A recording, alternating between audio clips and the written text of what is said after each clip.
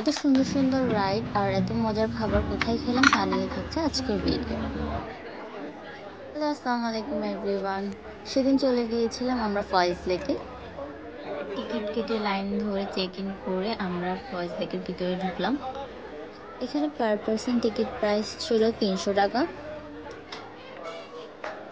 অনেক দিন পর এই ফয়েজ লেকে আসলাম। ফয়েজ লেকটা আসলে সুন্দর লাগছিল।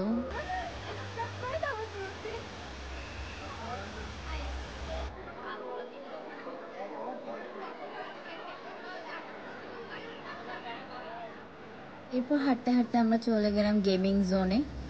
সেখানে বাম্পার কার দেখে তো আর লোভ সামলাতে পারলাম না, তাই আমরাও বাম্পার কারে একটা রাইড নিলাম।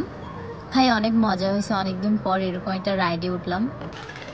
এরপর আমরা চলে গেলাম রোলার কোস্টারে। ফয়েজ লেকের এটা অনেক আগের এবং ছোট হলেও অনেকদিন পরে ওঠার মজাটাই আলাদা ছিল।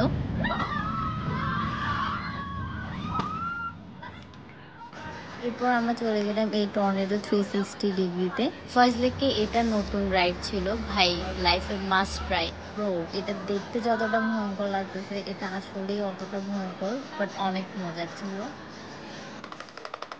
তারপর আমরা এই ভিডিও গেমটা ট্রাই করি। এটার প্রাইস ছিল 100 টাকা মেবি পার পারসন।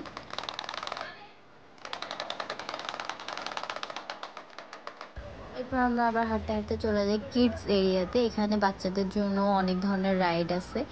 এগুলো আগে ছোটবেলায় খেলতাম, একদম নস্টালজিয়া ফিল হয়েছে এখানে এসে অনেক দিন পর। এখানে যতক্ষণ ছিলাম অনেক ভালো লাগছে, নিজেকে আবারও ছোটদের মতো ফিরে পেয়েছি। আসলে আমাদের এই ব্যস্ততম জীবনের মধ্যে থেকে আমাদের কিছু সময় নিজেকে দেওয়া উচিত।